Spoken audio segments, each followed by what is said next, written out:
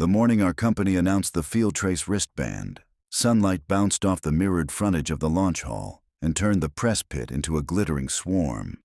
From the stage, I watched journalists strap the slender cuffs to their wrists, eyes widening as soft pulses of color in the display glass mirrored whatever they felt. A reporter from São Paulo laughed when her band rippled green, surprise and delight. Another wiped away a sudden tear, cobalt blue for nostalgia.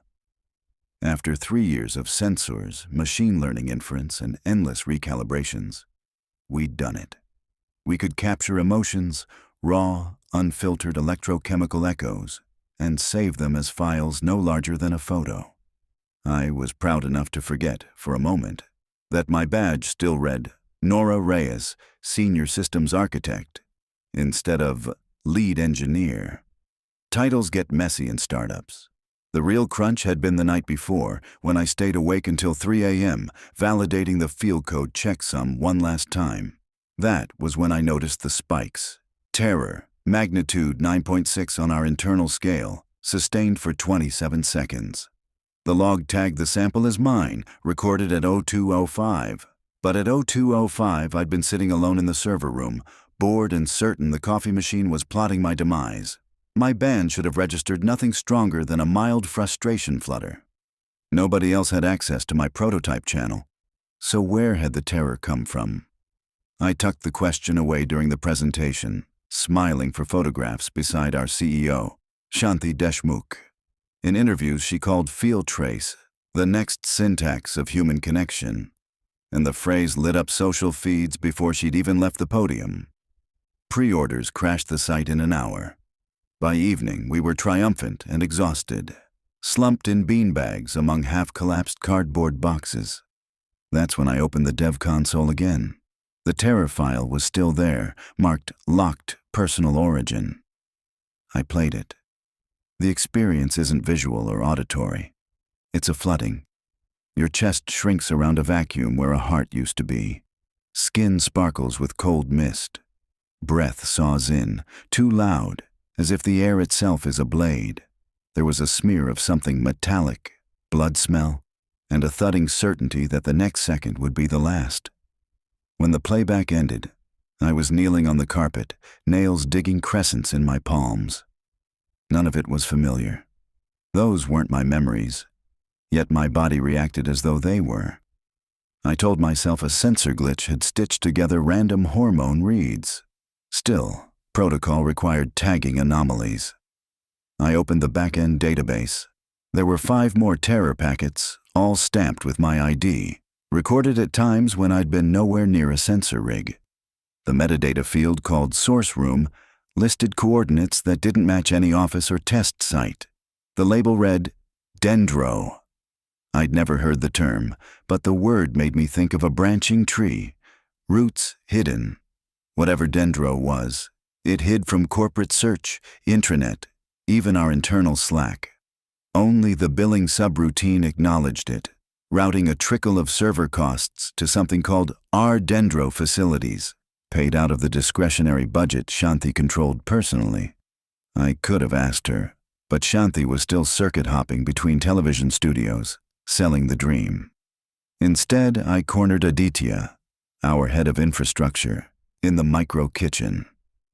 Aditya was proud of his security. When I mentioned the Phantom Terror files, he laughed. Impossible. Our keys are hardware-bound. Nobody can impersonate your band without your wrist. I showed him the files. His smile collapsed.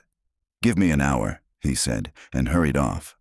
35 minutes later, his Slack avatar went dark, phone to voicemail. I checked the access logs. He'd badged out of the building at 9:12 p.m. and into a company electric Mini at 9:14. Destination unknown.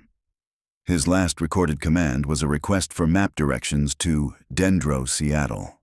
The address field held only a set of GPS numbers southeast of downtown, beyond the industrial riverfront. I drove out there after midnight, telling myself it was only to fetch Aditya. Rain rattled the windshield and turned the warehouse district into a smear of sodium lights and puddles. The coordinates ended at a chain-link gate rusting under ivy, no signage. A discreet gray keypad waited beside it.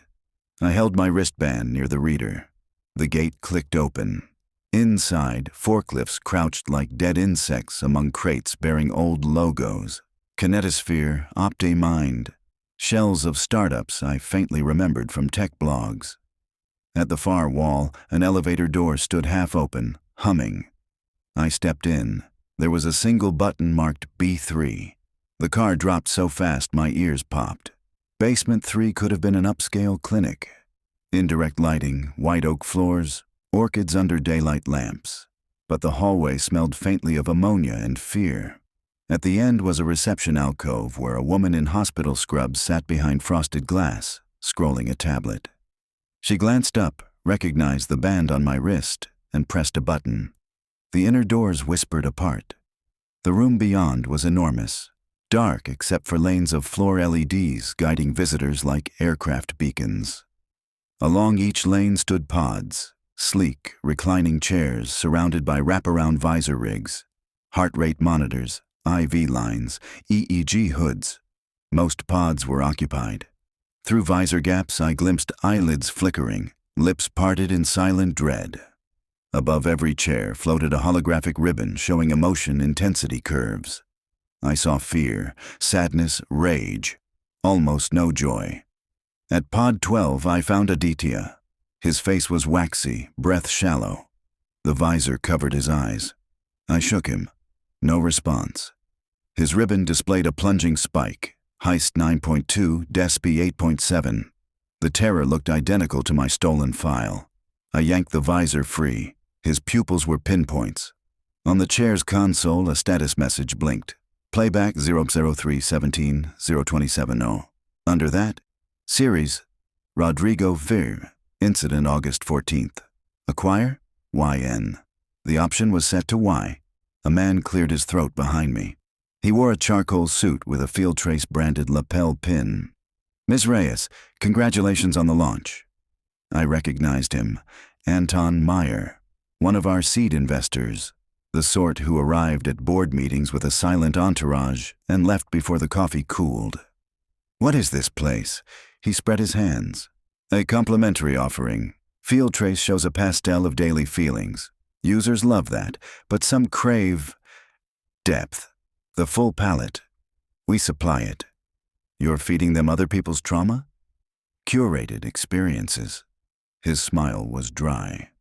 Do you know why horror movies sell? Because fear in a safe container feels like power.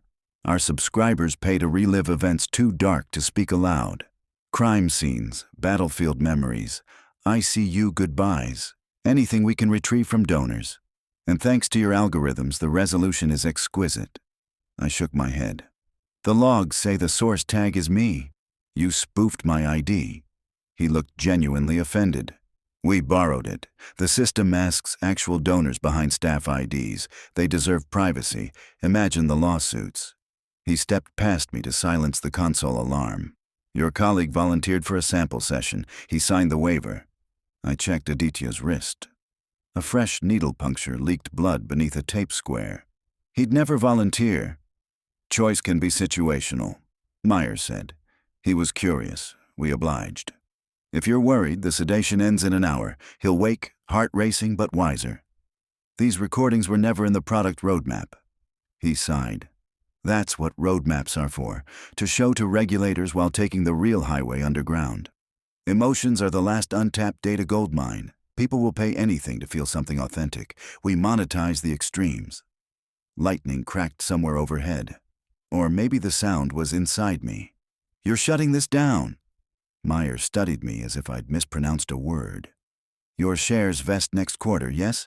Think bigger. Dendro could triple valuation. Imagine headline. Field Trace enables empathy experiences for PTSD education. We'll wrap it in a philanthropic bow. Sell to defense, medical, entertainment. You'll be CTO of a unicorn. For a moment, my pulse harmonized with the monitor beeps, and I saw a future where my student loan debt dissolved under stock options. But then I remembered the borrowed terror flooding my bones, the aftertaste of coppery helplessness. Not empathy. Exploitation. Meyer tapped his smartwatch. 2 security staff emerged from the shadows, big men in black fleece. "Escort Ms. Reyes to her car. She's tired." One guard reached for my arm.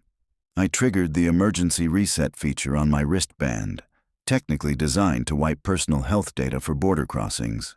It dumped a kilowatt spike into the nearby Bluetooth mesh. Every pod's visor flickered. The room plunged into darkness as power relays tripped. I bolted. Alarms whooped, red strobes flared. Behind me, the guards cursed. I ran past pods where sleepers twitched inside nightmares, followed the LED strips back to reception, slammed through the doors, down the hall, into the elevator. The car hesitated, power cycling, long enough for me to punch an override code I'd once written for factory diagnostics. The doors closed, ascended. On the surface lot, rain had washed the world clean. I drove Aditya's Mini to the hospital, throat raw from adrenaline. Doctors listed his condition as acute stress reaction. Like a seizure, but emotional, they said. He'd recover, though he might have flashbacks. They found small electrodes glued behind his ears, points our early prototypes used before we shrank the sensors. Anton's team had bypassed the wristband entirely. Direct neural feed. I filed a confidential whistleblower packet to the board, attaching code audits, billing records, photos. Baker and Smithson, our largest investor, opened an inquiry. Shanti flew home, furious, at me, at the board, at Anton. She summoned me to a glass conference room still smelling of fresh paint. "Do you know what you've done?" she demanded. "Protected the company from criminal charges." She paced. "You leaked proprietary tech. The board can sue. I secured evidence of illegal human experimentation in a facility paid with company funds. You should be thanking me." But her anger wasn't performance. She genuinely believed Meyer's pitch, that Dendro, polished and regulated, could transform therapy, training, even justice. "People will voluntarily step into another's pain to understand it," she insisted. "Isn't that the point of empathy?" "Empathy isn't a thrill ride," I said. "It's a conversation. You can't steal it like a movie torrent." The board placed her on administrative leave pending the investigation, which might have been victory if victory felt less hollow. Blogs published redacted excerpts of my report. Share price shivered but held. Yet Dendro's servers went dark only after a federal warrant seized them. The donor database, tens of thousands of identities, vanished, wiped 2 hours before agents arrived. I half expected to be fired. Instead, the board named me interim CTO, a title heavy as an anchor. Reporters called me the conscience of Field Trace. Some users called me traitor, arguing that adults should choose whatever experience they wanted. A privacy coalition nominated me for an award. None of it dulled the memory of that borrowed terror echoing through my nerves at night. 3 weeks later, an encrypted email slid into my inbox. No sender. "You were right to expose us, but you saw only one haul." Attached was a single field trace file, flagged Dendro Tier S. Curiosity warred with dread. Against all reason, I synced my band and pressed play. I was in a desert at dusk, heat still radiating off stones. Gunfire cracked behind me, my legs pumped, lungs shredded. I dove behind a burned-out truck. A child screamed beyond the smoke. Fragments of glass rained down. Then a different layer, sharp, clinical, descended, as if someone watched the scene from outside, annotating blood spatter, cataloging heart rates. The two perspectives merged until I was both the victim and the observer. When the playback stopped, I lay on my apartment floor, cheek against cool hardwood. The file was real, high fidelity, far worse than the earlier terror sample, higher tier. And I understood the subtext. Dendro wasn't dead. Someone wanted me to know. I traced the message header through onion layers and spoofed relays until I found a live node in Singapore registered to a holding company. Baker and Smithson subsidiaries all the way down. The board had sacrificed Anton but preserved the product. Field Trace's future still pointed toward the shadows. I closed my laptop and looked at the skyline. Neon from a nearby rooftop bar pulsed teal, reflecting in rain streaks on the window. Below, pedestrians drifted in moving constellations, each carrying hopes, anxieties, whole libraries of private emotion nobody else could read. Yet, my device had been meant to illuminate, not steal, those libraries. I realized the next fight wouldn't be inside boardrooms but in code commits and grassroots laws. We needed open standards, transparent encryption, consent revocation baked into the chip. We needed competitors willing to stay ethical, watchdogs with teeth, citizen technologists. But first, silence. I took off the wristband, set it on the table, and stepped away. Gold LEDs glimmered, waiting for skin contact. The apartment felt strange without its silent witness. I brewed tea, let steam fog the window, listened to my heart until its rhythm felt like mine alone. In the morning I would phone allies, academics, civil rights orgs, even a couple of rogue hackers who hated me slightly less than they hated corporate surveillance. We would draft an open letter, propose a standards consortium, leak enough documentation to make closed-source emotion harvesting commercially radioactive. It might not stop dendro entirely, but sunlight is a stubborn disinfectant. For now, I watched dawn smudge the horizon. Somewhere, in a server farm hidden beneath fake shell companies, people were already queuing to taste someone else's nightmares. They'd pay for the privilege, convinced consumption was connection, terror was truth. I couldn't drag them back through the screen, but I could make sure they knew whose fear they were buying and what it cost. I gathered the wristband, braced myself, and slid it on. The display warmed, waiting. I opened a new project directory, typed the first line of code, Sir, empathy, rebuilt,